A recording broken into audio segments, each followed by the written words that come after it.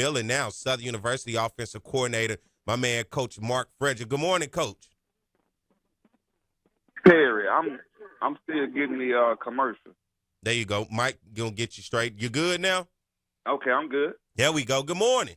Good morning. How you doing, man? Doing good, man. How about yourself? I can't complain. Good to have you on, man. We put a bow on the season last week. We fall short, of course, to Jackson State. But we look back at the season, man. Your first year as the offensive coordinator at Southern, I always ask coaches after the season, for you, before we dive into things, man, just being back at Southern, and what did you learn after year one being back at home as the offensive coordinator at Southern University? Patience. I learned you got to have a lot of patience, man. The season didn't go as the way we wanted it, but got a young team, very young team, a lot of guys coming back, so they got some good playing experience, and we'll be ready to go next year. Talking about that patience, I think Jaguar fans had to learn it as well throughout the season, looking at Southern having to go through all three quarterbacks throughout the year. And let's look at Southern's offense as it ranked against the rest of the schools right in the conference, right? Southern's offense, fourth in offense, averaging 364 yards a game in offense. When you look at Southern and running the ball, Southern was ranked fifth on the season, averaging 156 yards on the ground on the season with 16 touchdowns. And then when you look at passing, Southern right there in the top five, fourth in passing on the season with 15 touchdowns and averaging 207 yards a game. Let's start with the quarterback room with you, Coach Mark. Looking at Noah Biden, who I've just seen put his name in the transfer portal, Xavier Tissett, the hometown kid from right there in Scotlandville, and then you look at Jalen Woods, who emerged at the end of the season and pretty much started to seem like he was starting to take over this offense, the Georgia kid. Looking at those guys, man, and as you started in fall camp and going through the season, just what seemed to be the deal with the quarterback room and looking at each one of those quarterbacks and their skill set? Man, I was excited. You had a kid like Noah. He had a little game experience, not a lot. So he had the kind of like experience edge. You had a talented guy in T-set, a dual threat quarterback, could run and pass. Then you had a kid like Jalen Woods, man, just smart. He's always trying to get better. Some would call him a pocket passer. But all three of them did a good job for us when they could. We had some growing pains with them, and unfortunately, Northern got in the portal, so that leaves T-set and Jalen coming back. It should be an interesting spring to see, them guys grow and continue to get better. And, we got to get some good continuity, between the quarterbacks and receivers. So it's going to be an interesting spring. We're going to add some pieces, so I'm excited about it. For you as an offensive coordinator and you look at your quarterback room, what do you want as Coach Mark Frederick, as the offensive coordinator, out of your quarterbacks? I want a guy to be efficient and lead the offense. I wouldn't mind throwing the ball 50 times a game as long as we complete those passes. But if the defense give us the run, then we got to run the ball. I want an efficient quarterback to lead the offense the way it should be led. And, that's the challenge to them guys. Somebody got to take the leadership role and be able to take us where we want to go. What was the conversations like as the season go on? Of course, we started out with Noah Biden. You talk about the guy with the most experience. Then we knew T-set with his dual threat ability with his legs and his arm.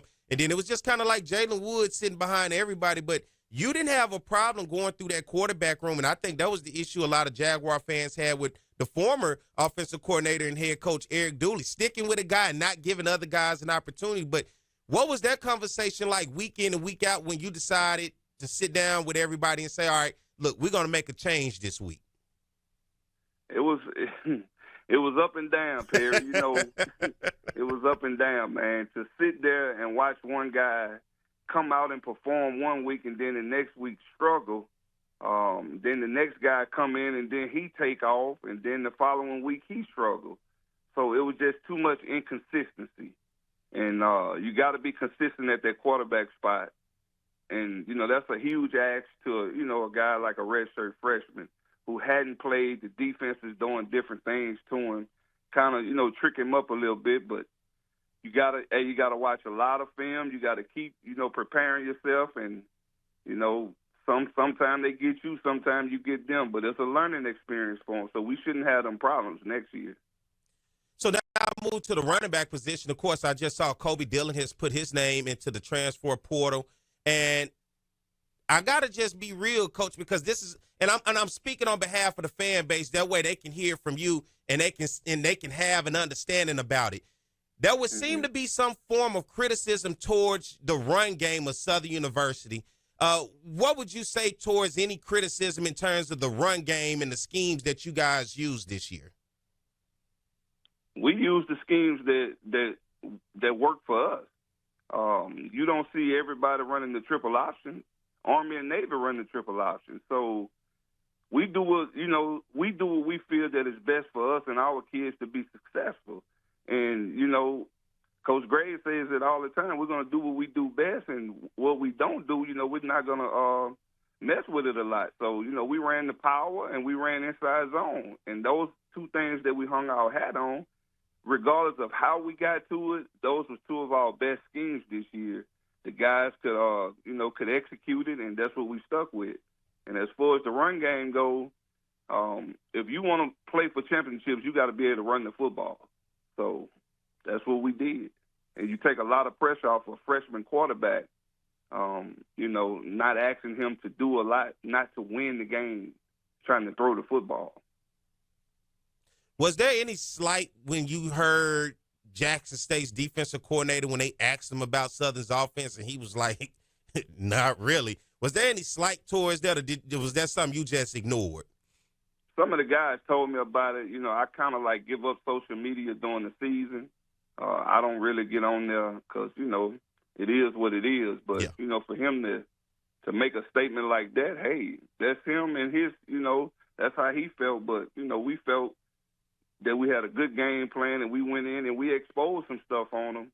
We just missed a few plays here and there, but if we'd have executed the way we were supposed to be, I feel like we would be in Atlanta today. But, hey, it didn't fall that way. And you look at this offense, and did a lot of what you wanted out of the run game to go back heavily to the run game, was that due to, as you said, the inconsistency that you saw at the quarterback position throughout the year? Well, Jalen Woods had came on. He had started, I think, the last two games and played in the one before that. And to find out, after the Bayou Classic that, hey, we might not have Jalen, now you got to go back with the other two guys. So kind of like, you know what I'm saying, hey, the game plan got to change a little bit, to fit to those guys. So going into the championship game, we thought we was going to have Jalen, but after we didn't, we just had to roll with what we had. And the game plan, I thought we had a good game plan for T-Set. To use his legs and to use his throwing ability. So we went with what we had, and we gave it our best. And I must say I was critical of this offensive line to start the season, especially Coach Damon Nivens. But the adjustments were made. You guys started to rotate guys. Talk about the growth of the offensive line from what we saw at the beginning of the season compared to as the season began to progress, and you guys worked around with that roster and said, let's give some of these young guys an opportunity. Yeah, man. Hats off to Coach Nivens. We had some older guys on the O-line. We only had one returning starter. So we was trying to find that right five to play together. And eventually it ended up being a lot of young guys, a freshman, a redshirt freshman, a sophomore, stuff like that. So once we found the right fit, we started rotating guys in, and them guys got used to each other. And to be honest with you, I think we finished like top 3 in the conference in sacks allowed. So, that was a huge difference from the beginning of the season to the end. And we went from not being able to run the ball to averaging over 150 yards a game rushing. Yeah, because it seemed earlier this year, man, look, I was on here like Southern can't get 100 yards rushing. That was going on, but you guys made the change, and I think that transition we started to see at that Prairie View game. Then after Prairie View, we just started to see it was like it started to grow and grow and grow throughout the year. And something else that I liked it, particularly the tight ends. You look at Jermaine Minor, and then you look at Dupree Fuller. Now, we never did get a chance to see Ethan Howard. Is that somebody who will still be sticking around, or is that pretty much it with Ethan Howard? It was some NCAA issues there. We couldn't control that. But hopefully, coming up, he get everything straight and he'll be able to help us in the future. But that tight end room is talented, man. Them guys, hey, they're a threat in the passing game and they can help you in the run game. So the sky's the limit for them. I just look for them to get better as they come back. Man, good to have you on as we continue to talk Southern University offense. This is the offensive coordinator at Southern University. And we had somebody, there we go. We got somebody who wants to ask a question. Now, this is a call-in show. And so let's go to the phone lines. I think we got William. Good morning, William. Good morning, Perry. I just had a few questions on some players I wanted to ask Coach Frederick about. The first name is the tight end we signed out of St. Aug last year. I wanted to find out whether he was still in school or not. His name is Hubert Calise. And yes, go ahead. I'm sorry, but yes, he's in school. He's in school, and if I don't know if we just do it like this, but he was an academic redshirt. He couldn't play this year. He could practice, but he couldn't play. Okay, so we expect him to play next year. Yes, sir. Okay. The other two players is Kobe Brown. I really like how he looked, the freshman out of St. James Parish, and the other player was Jason Gabriel, the running back out of John Curtis, where you talk about those two guys. Thank you very much. All right, thank you, William. All right. Two special guys in this program. If you let me tell it, I wish I could have played them more this year. Kobe actually ended up playing a lot for us later in the season. Should be a projected starter coming back as long as he keep improving. But I love his game. I love his upside. He don't say nothing. All he do is come to work. He come to work, get better, and then he had some production. He caught a couple passes in the championship game as a true freshman. So the lights don't get too big for him, and that's what you like to see. As far as Jason Gabriel goes, he was just in a loaded backfield. I got him some playing time, when it permitted it, but I didn't want to lose his red shirt behind a guy like Kendrick Grimes, Kobe Dillon, and C.J. Russell. So the future is bright for both of those young men. I expect a lot out of them coming back. You know who kind of disappeared? Quay Davis. What was the status with Quay, if I can ask? It was some personal issues. Him and Coach Graves met, we all met, and it was, it was in the best interest for him to step away from the team to deal with the stuff he was dealing with. Yeah. Let me ask you this. I look around and I had to ask Coach Miller this same thing because I get it so much with this conversation that people say Southern don't be recruiting the Baton Rouge area. Southern don't be recruiting the New Orleans area. Southern don't really be around Louisiana. And I always say I got to ask the coaches so you can hear directly from them because you'll have other people controlling the narratives. But because I do have you on and people care, it seems so much about the local talent and within the region, your recruiting philosophy when it comes to the local and regional talent. We're recruiting locally. I think every home game we was out at, every game that we could get to, everybody that had a local game. We want guys that want us. We're going to recruit everybody, but I can't make a guy stay in Baton Rouge that's telling me, hey, Coach, I got to get away. So if a guy don't want to be here, you really kind of, you messing up your deal trying to force him to stay. So we've already signed a running back from Southern Lab. He will be enrolling early. We got a couple of more guys committed. I can't really speak on them because of reasons, but yes, we are going to recruit local. We're going to recruit the River Parish, New Orleans. I'm getting ready to head back down to the state championship games as we speak. We've been down there the last 2 days, and it got some talent in the state, and we're trying our best to get them guys. And that's the type of conversation I like to have publicly so people can be able to have that understanding to hear it from the coaches. So you just won't be hearing that folks are yelling that out and having that type of mindset out there. Now, looking forward, what are we losing offensively, whether it's graduation or the transfer portal currently? To tell you, we had a young offense. A lot of people, but hey, we only had one returning starter on the O-line, okay? So we only lose one guy there that actually started. We had two senior running backs, Kendrick Rhymes and CJ. We lose them two. Kobe got in the portal, fine. All right? We only lose one receiver, Chandler Winfield. That's it. Everything else come back. Everything else come back. So I'm excited.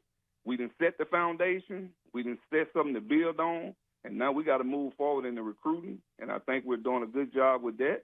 And we're going to have this offense ready to go in 2025. And you're talking about moving forward with recruiting. The same thing I asked Coach Miller as you look at your big board and you say room, where the biggest emphasis of terms of what you want to see improve next year, what do you circle? We're going to circle the quarterback room and the O-line room. Mm-hmm. So we're gonna be very aggressive and recruiting some bigger, more aggressive O-linemen. I think when I got here, I told you we was going to address the O-line issue. I think we did that, midway of the season. Some guys showed some other stuff, but we still got to get some more guys to go with them. So we got to improve that room. The quarterback room, it has to improve, point blank, period. And I think once we improve those two areas, we'll be better. Looking around this conference, you're talking about quarterbacks. Seem to be a down year for quarterbacks in this conference, aside from Daniel Richardson over at Florida A&M. You throw in Jacoby and Morgan from Jackson State. But then I look at Zy McDonald, their backup, comes in and finds a way to do it with his legs. Cameron McCoy, their second-string quarterback, a kid able to do it with his legs. But looking around the conference, and then even at UAPB, Mekhi Hagan, who, to get 2,500 passing yards at UAPB with that pretty bad offensive line and with a pretty good receiver in Javonte Gibson, I thought was pretty good. But quarterback play seemed to have been down this year across the conference. And even looking at Miles Crowley, who was the preseason SWAC Offensive Player of the Year up at Grambling, he didn't quite live up to the offensive expectations and production from the quarterback position. What are your thoughts in terms of quarterbacks in this league, and what seems to be the issue with high-caliber quarterback play in this league? I don't know if it's an issue with high quality, quarterback play.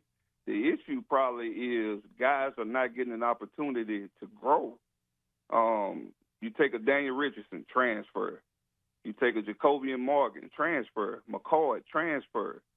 All of them guys you just talked about are transfers. So you take, and I'm going to just use my guys for example.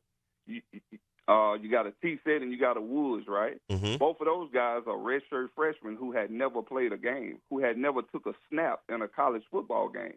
So the growing pains were tough. You was frustrated, you was mad, but you had to love them up and keep on loving them up and getting them ready for the next play, because you can't have a play.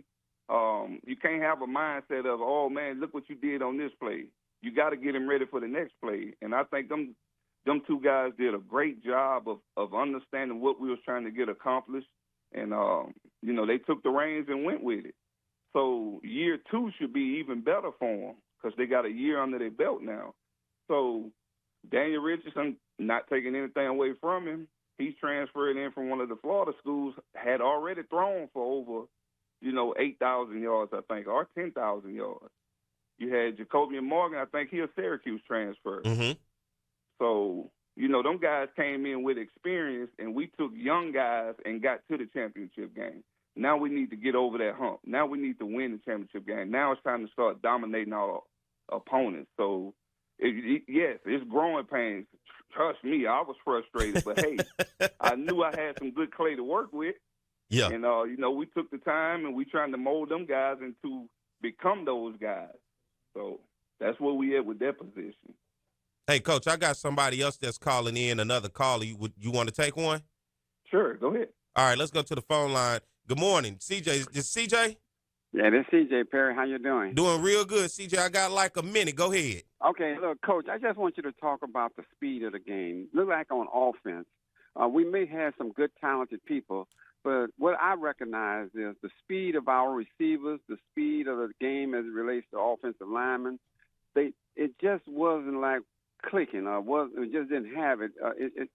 Did you see the same thing, or is it something I'm missing here? because either the backs didn't have enough time, enough speed to bust a hole or whatever. But can you just talk about what you're going to do as far as addressing the speed of the game from our perspective? And thank you very much for coming on the show. All right, thank you, Okay. CJ. Mm-hmm. Of course, man. Speed kills. That's what they say. So, I'm not using it as a black eye. Kobe Dillon broke loose in the Bayou Classic. He ended up getting caught. If there was a faster guy like Ryan's, it's a touchdown. So, yes, we got to recruit some more speed. We got to get some guys that are faster. But as far as the O-line going, I'm not sure exactly how fast they need to play, but, I kind of understand what you're saying. But when you get guys that had never played together, it's some unsurety there, some uncertainty. And, guys didn't I need to know what step you're going to make. I need to know where you're going to be on this play and stuff like that. So once they got playing time together, and they got continuity, I think they improved a lot. So, yes, we got to keep improving. And the offseason going to be huge. Guys got to get bigger, faster, and stronger. So that's where that come into play at as well. You talking about guys getting bigger, faster, and stronger, and then increasing the speed. I'm looking at those backs, right? We light, and I know we talked about that big bruiser. I know you out there, you trying to find that big bruiser somewhere. I'm looking for a bruiser, but I'm also looking for a game changer. I'm looking for a guy that can take it 80. So the phone lines are open, man. Hey, we're recruiting them. I want some home run hitters, but it come a time to point in the game you got to roll your sleeve up, and I need that big back to come down here and close the game out, or somebody to get us those short yardage situations. You look at a guy like Irv Mulligan, of course, SWAC Offensive Player of the Year over at Jackson State, man. I mean, that kid's in the weight room, just the tackles. He was carrying guys and everything else, but then he's the bruiser. But then you look at the speedster, Travis Terrell Jr., who can kill you in the return game and in open space. You look at those type of guys, man. For you on the other side, I bet you like, damn, that's some talent right there. That's a good 1-2 punch, and that's all you got to try to get to, man. You got to have somebody that can bruise you up, that the defense don't like to hit, and then you got a guy that come in and change the pace. You look up, and he done took a 70 on you. So, yes, everybody wants the same thing. It's just you got to get out and get them. You got to hustle. You got to recruit. You got to convince them guys to come and play for you. Looking into the spring and as we move forward, you talk about that transfer portal.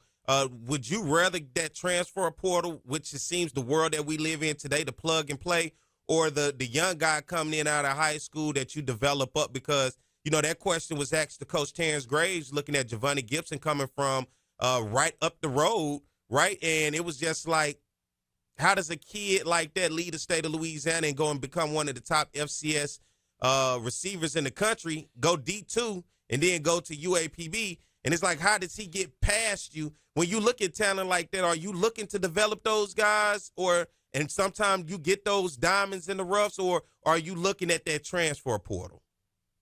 You got to look at both. You take a guy like Kobe Brown, who y'all just mentioned early on the show, from right there in St. James, right? Mm-hmm. He's a true freshman. You got to give him time to grow and develop. So do I kick him to the curb and go get a 5-star that everybody say we trying to get, out of the portal or this or that? You can't get rid of a guy like that because he probably should have been a 4 or 5-star the way he played as a true freshman. So you got to give guys chances, to grow and develop within your system.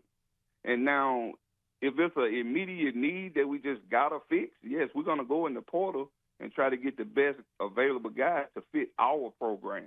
Just because he can play, that doesn't mean he can play for us. He might not want to go to class, and we're not going to put up with stuff like that. I understand that. That's the other side that often is the untold or untalked about side. The guy can have all the talent in the world, but is he taking his you-know-what to class? Why is he leaving the place he's leaving? He's leaving for a reason. And, everybody's reason is different, but you got to do your research. You got to do your homework with that transfer portal. You've been and took a whole bunch of locker room killers and not guys that want to grow within your program. So we want to build it the right way. We're going to recruit high school, junior college, and some transfers. But they got to be able to fit the culture at Southern University. Do you like looking down into the D2 ranks as well? Because there's some really good talent in D2, and we've seen Coach Berry bring some D2 guys up with him over at South Carolina State that found some success. Definitely, most definitely. One of the guys that played in our secondary, I think it was Jamarius Brown, played well for us, came from D2.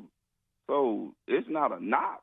If a guy can play, he can play. It's just, hey, can he fit what we do and what we're looking for? And, hats off to Coach Berry. I worked with him here at Southern University. He done an excellent job. He brought some of them guys from Benedict up with him, and them guys could play. Even the quarterback, he National Player of the Year. He come from D2. Yeah, Eric Phoenix. Yeah. So everybody, I don't like when people try to get caught up into he transferring from here or there. We need to get him, and then, your better player is playing that D2 ball trying to come to you. So we're going to take the best fit for us, the guy that we think is going to help us get to the next level. I want to look at the Celebration Bowl with you real quick before I get ready to let you go. That South Carolina State offense, Eric Phoenix, Caden Hyde, and so many others, man, they have the explosive players. They have the quarterback that you're talking about wanting the efficiency. What do you think they need to do to be successful today against Jackson State's defense, who you've seen twice so far this year? Ooh, I don't know if I can. I can't go against the SWAC, man. I can't go against the SWAC, but you just from an offensive mind, you got to establish the run, and you got to be efficient in the passing game. You can't get behind the chains and stuff like that because them guys got a good defense at Jackson as well. Yeah. I feel you ain't trying to go against the SWAC. And I'm interested with Jackson today because I was talking with Coach Miller. He said, man, we heard all the quarterbacks. And to me, that's going to be the question mark today at quarterback for Jackson State against South Carolina State. And I think that's why you start to see it change with now South Carolina State is the favorite, just barely, though. But I'm looking at where do you go from quarterback because Southern put a hurting on Jacoby and Morgan. Even Zy McDonald at the end of that game, even though he was able to get off and do what he was doing, he was limping around. And Cameron McCoy even had to come in. So they had to go to all three quarterbacks last week. I'm curious to see where that goes today against South Carolina State. If I'm not mistaken, TC, Coach Taylor, he think he said he's going to start Jacoby and Morgan. So I think he already put it out there. So we got to see if he can hold up. That's that. Coach talk, man. I say anything to throw you off. I know that's right. That's Coach talk, man. But Jalen Woods, man, just real quick, how is he doing as we get ready to get up out of here? I know a lot of people. And as I look back, I'm so curious, and I asked that question. I wonder what it would have been like had Jalen Woods got his shot in that SWAC championship game, seeing him against UAPB and Grambling seemed like he was getting into his groove, but health-wise, is he good? He's good. He's good. He wanted to play. But the doctor said he couldn't. So, we got to go with whatever the doctor tells us. And, the kid was hurt. He was crying and stuff. But, hey, you got to suck it up, support your team, man. And, I wish we could have got another shot so he could have came back and played this week, but it just didn't happen that way. That's right. Next man up. Coach, man, I appreciate you coming on this morning, man, and having conversations. And that's why I wanted to do just talk, put a bow on the season as we look forward to the offseason now. As you say, get bigger, faster, and stronger. That is the idea for Southern University. As you guys made it to the SWAC championship, won the SWAC West, wrapped up 7-1 in the conference. Congratulations to you guys. And, hey, and in year one, all we can do is build from that into going to year two, man. So I appreciate you coming on this morning, Coach. Thank you, man, and I'm glad you brought me on. And if anybody got some kids out there, do I need to refer them to you, that big bruiser, that quick speed, that quarterback? Send them to me, Perry. You know how you do it. Just shoot them over. I'm going to evaluate them, and trust me, I'm going to get in touch with them. Yes, sir. Well, y'all, hey, I got you, Coach. You are. And look, I try to do my thing on the side, but listen, this is the man with the plan right here, Southern University offensive coordinator, Mark Frederick. Thank you, Coach. Thank you. Go Jags. Go Jags.